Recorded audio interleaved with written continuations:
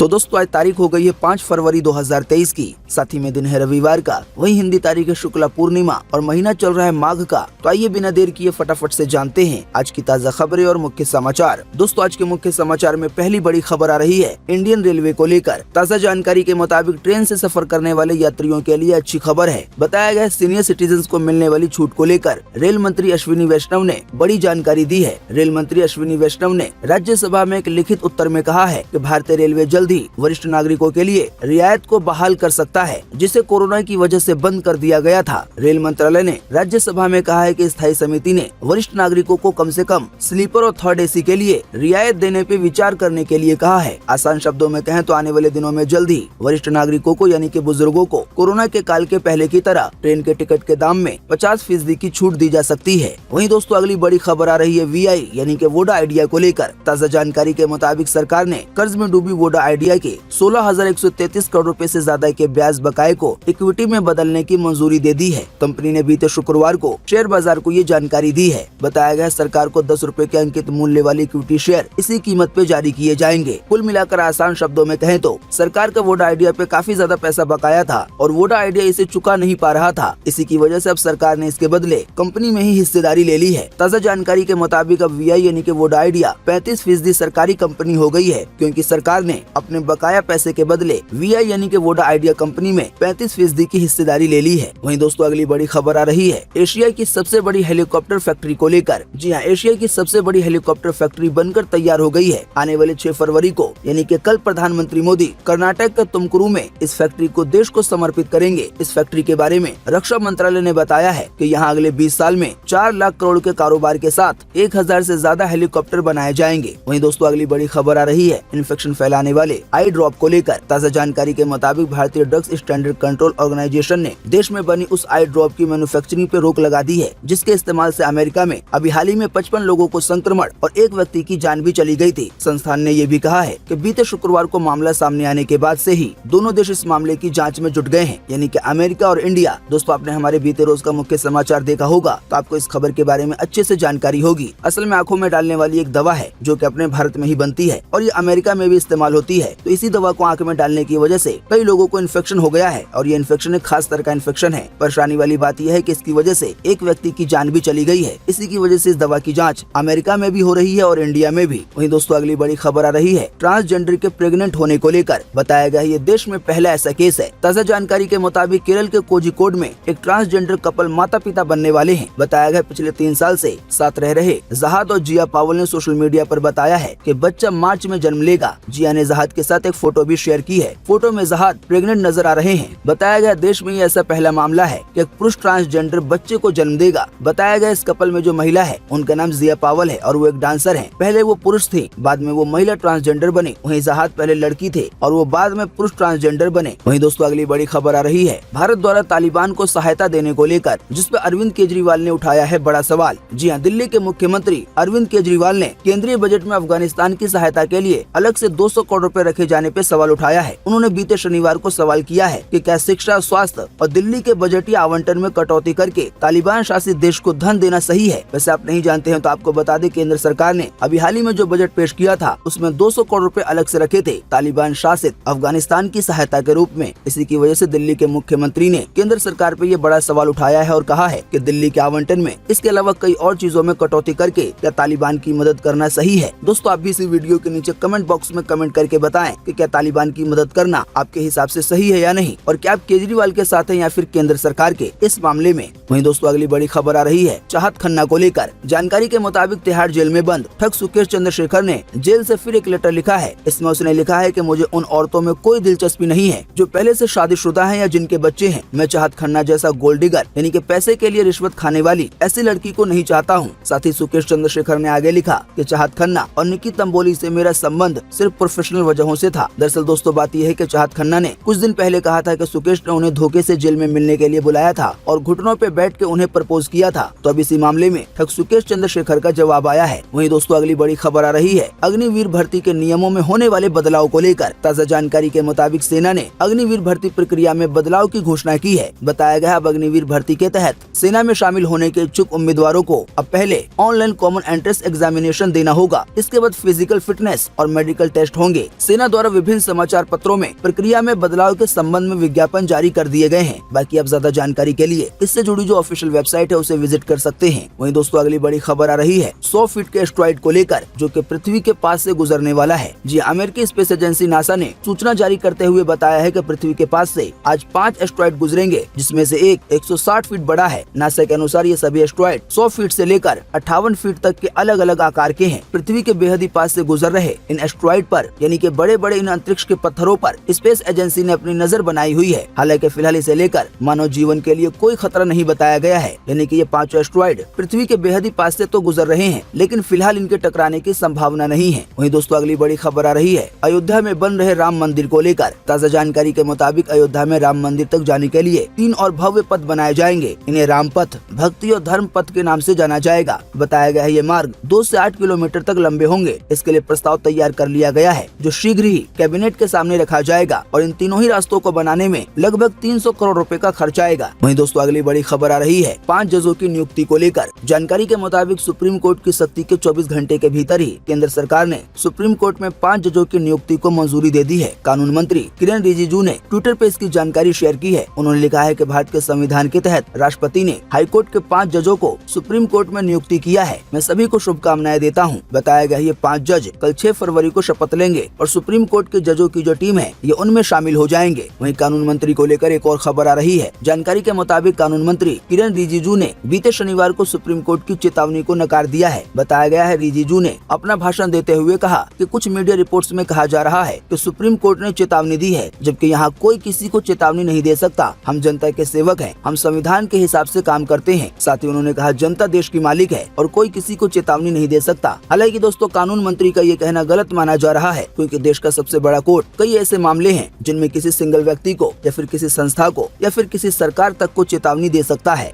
वहीं दोस्तों अगली बड़ी खबर आ रही है दिल्ली में हुए बीजेपी के प्रदर्शन को लेकर। कथित शराब घोटाले को लेकर भाजपा कार्यकर्ताओं ने बीते शनिवार को आम आदमी पार्टी ऑफिस के बाहर बवाल भरा प्रदर्शन किया। बीजेपी कार्यकर्ता सीएम अरविंद केजरीवाल के इस्तीफे की मांग कर रहे थे। बीजेपी का आरोप है कि आम आदमी पार्टी ने भ्रष्टाचार किया है। दरअसल ईडी ने शराब घोटाले में अभी हाल ही में एक चार्जशीट दाखिल की है। इसमें कहा गया है कि आम आदमी पार्टी ने घोटाले के पैसे का इस्तेमाल गोवा चुनाव में किया था। दोस्तों इस घोटाले से जुड़ी एक और खबर अभी थोड़ी देर में आएगी। आइए अब देखें अगली बड़ी खबर, जो है फ्री राशन मिलने को लेकर। ताजा जानकारी के मुताबिक उत्तर प्रदेश के आगरा जिले में अब एक बारी मुफ्त राशन मिलेगा। नए पेश हुए बजट में भले ही 1 साल तक फ्री अन्य योजना की मियाद बढ़ा दी गई हो, लेकिन अब आगरा जिले में राशन महीने में 2 बार नहीं बल्कि एक ही बार मिलेगा। आपको बता दें पहले प्रत्येक राशन कार्ड धारकों को हर 15 दिन पर 5-5 किलो का राशन दिया जा रहा था। हालांकि अब महीने में केवल एक बार ही राशन दिया जाएगा। अब दोस्तों फिलहाल ये खबर तो यूपी के आगरा के लिए आई है, लेकिन क्या पता आने वाले दिनों में इसी तरह का फैसला देश के दूसरे हिस्सों के लिए भी ले लिया जाए। वहीं दोस्तों अगली बड़ी खबर आ रही है गूगल के सर्च इंजन को लेकर। जानकारी के मुताबिक गूगल अपने सर्च इंजन में जल्दी एआई फीचर जोड़ेगा। गूगल की पेरेंट कंपनी अल्फाबेट के सीईओ सुंदर पिचाई ने इसकी जानकारी दी है। सुंदर पिचाई ने कहा कि यूजर बहुत जल्दी इंटरनेट सर्च में लेटेस्ट लैंग्वेज मॉडल के साथ सीधे बातचीत करने में सक्षम होंगे। कुल मिलाकर आसान शब्दों में कहें तो जो गूगल का सर्च इंजन है, यानी कि हम जहां पर जाकर कोई भी चीज सर्च करते हैं उसको एआई यानी कि आर्टिफिशियल इंटेलिजेंस से जोड़ दिया जाएगा। जाहिर बात ऐसा होने की वजह से जो गूगल पे सर्च करने का काम है वो अभी के मुकाबले में काफी ज्यादा इनहेंस और जो सर्च के परिणाम है इसके अलावा कई और चीजों में सुधार हो सकता है। वहीं दोस्तों अगली बड़ी खबर आ रही है विकिपीडिया के बैन होने को लेकर। जानकारी के मुताबिक पाकिस्तान ने विकिपीडिया पे बैन लगा दिया है। बताया गया इसकी वजह वेबसाइट से ईशा निंदा से जुड़ा कंटेंट न हटाने को बताया जा रहा है। द न्यूज अखबार के मुताबिक पाकिस्तान टेलीकॉम अथॉरिटी यानी कि पीटीए ने विकिपीडिया को आपत्तिजनक कंटेंट हटाने के लिए 48 घंटे का अल्टीमेटम दिया था, पर कोई जवाब न मिलने की वजह से विकिपीडिया वेबसाइट को पाकिस्तान में बैन कर दिया गया है। दोस्तों अगर आप विकिपीडिया के बारे में नहीं जानते हैं तो आपको बता दें ये एक ऑनलाइन इंसाइक्लोपीडिया है। आसान शब्दों में कहें तो विकिपीडिया की वेबसाइट पर आपको दुनिया की लगभग अक्सर चीजों की जानकारी मिल जाएगी।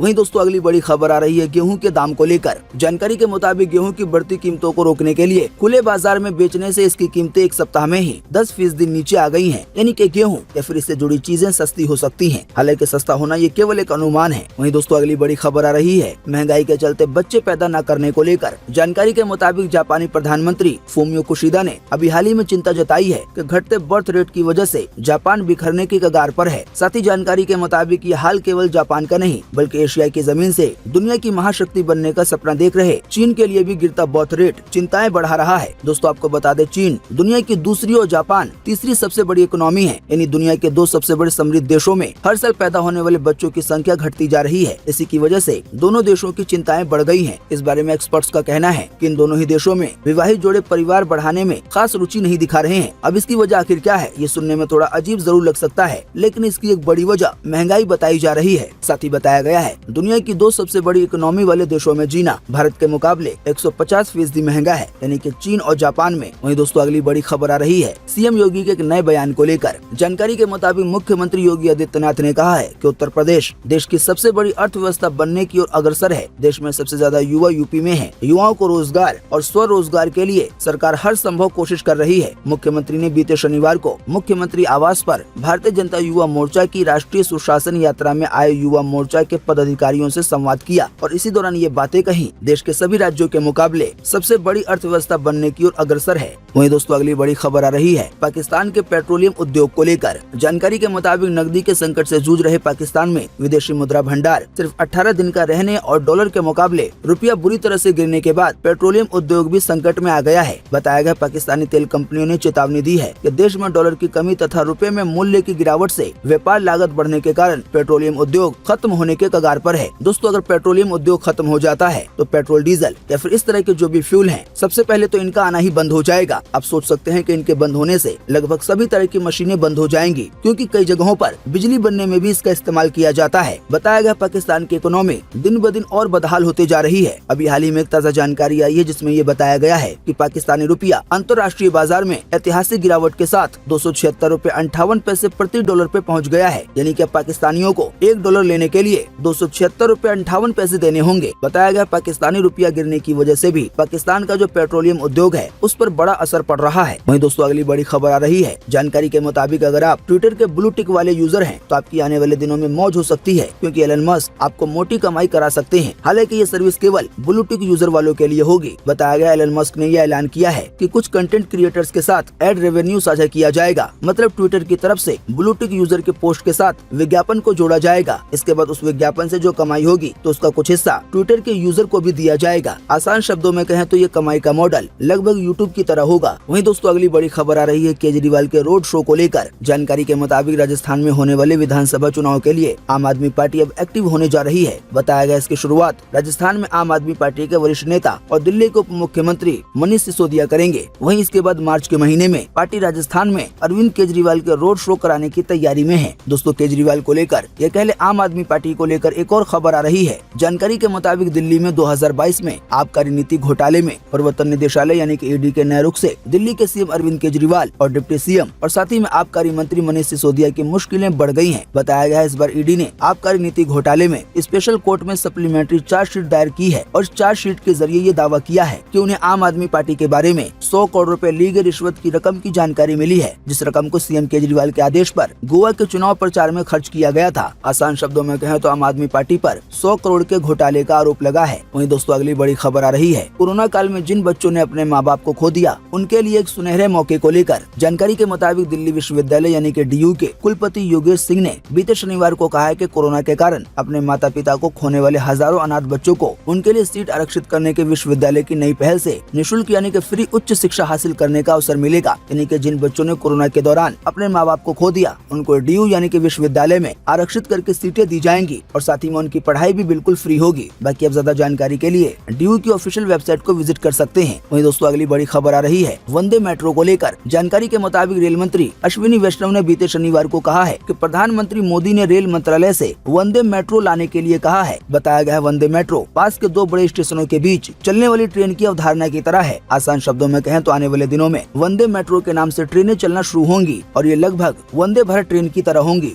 वहीं दोस्तों अगली बड़ी खबर आ रही है आज 5 फरवरी 2023 के राशि फल को लेकर। तो शुरू करते हैं मेष राशि से। तो मेष राशि वालों के लिए कहा गया है कि आज का दिन बेहद ही खास रहेगा। दरअसल आज आपकी मुलाकात अपनी किसी बहुत पुराने दोस्त से हो सकती है। वहीं वृषभ राशि वालों के लिए कहा गया है कि आज थोड़ा संभल कर रहने की जरूरत होगी। साथ ही कहा गया आज कार्यस्थल पर किसी से उलझे नहीं, वरना आपके लिए ही परेशानी खड़ी हो जाएगी। वहीं मिथुन राशि वालों के लिए कहा गया है धैर्य बना के रखना होगा। बताया गया आज क्रोध यानी कि गुस्सा आपके लिए हानिकारक साबित हो सकता है। आपको गुस्सा करना नुकसान पहुंचा सकता है। किसी को भी उत्तर देते समय सावधानी बरतें। वहीं कर्क राशि वालों के लिए कहा गया है काम में काफी ज्यादा व्यस्त रहेंगे। इसके अलावा आज आपको अपनी आर्थिक आवश्यकताओं को पूरा करने के लिए किसी से उधार भी लेना पड़ सकता है। इसीलिए अपनी इच्छाओं पे काबू रखना ही आपके लिए फायदेमंद रहेगा। बुरी आदतों से खुद को दूर रखें। वहीं सिंह राशि वालों के लिए कहा गया है, घर परिवार में माहौल बहुत ही अनुकूल रहने वाला है। इस राशि के जो लोग धन संबंधी और वित्तीय सहायता पाना चाहते हैं उनके लिए बहुत ही अच्छा समय रहने वाला है। इसीलिए आप इस दिशा में आज अपने काम को कर सकते हैं। वहीं कन्या राशि वालों के लिए कहा गया है कि आज का ये दिन आपको बड़ी सफलता दिला सकता है। बताया गया इस राशि के जो लोग नौकरी ढूंढ रहे हैं उन लोगों को आज नई प्रेरणा दिखाई देगी। दरअसल आज आपसे कोई नौकरी दिलवाने का वादा कर सकता है और अपने वादे पर खरा भी उतरेगा। साथ ही कहा गया है आज किसी भी बात को लेकर बहुत ज्यादा लोभ से बचें।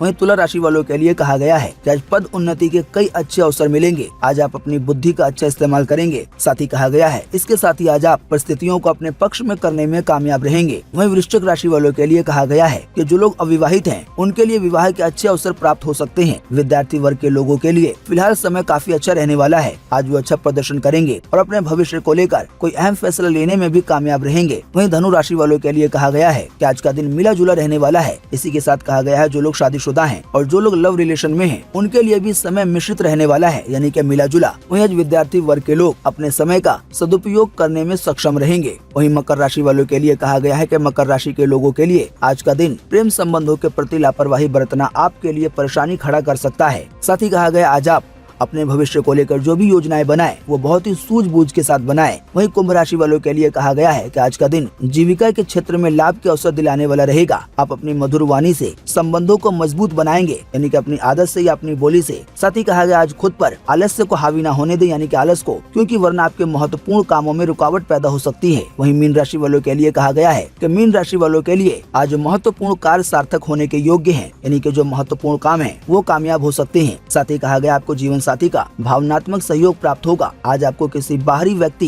या बाहरी स्थान से लाभ प्राप्त हो सकता है। दोस्तों आपको बता दें आज का ये राशिफल एनबीटी द्वारा साझा किया गया है जो टैरो कार्ड के अनुसार है। अब दोस्तों राशि में कई लोग मानते हैं, कई लोग नहीं मानते हैं। तो जो लोग इसमें मानते हैं ये खबर उनके लिए बड़ी ही महत्वपूर्ण थी और हम आपको इस तरह की जानकारियाँ या ये राशिफल की जानकारी केवल खबर के तौर पे बताते हैं। उम्मीद करते हैं इससे आपको काफी कुछ जानकारी मिली होगी।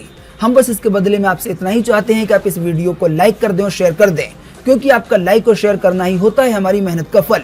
वीडियो देखने के लिए आपका बहुत बहुत धन्यवाद। Thanks for watching.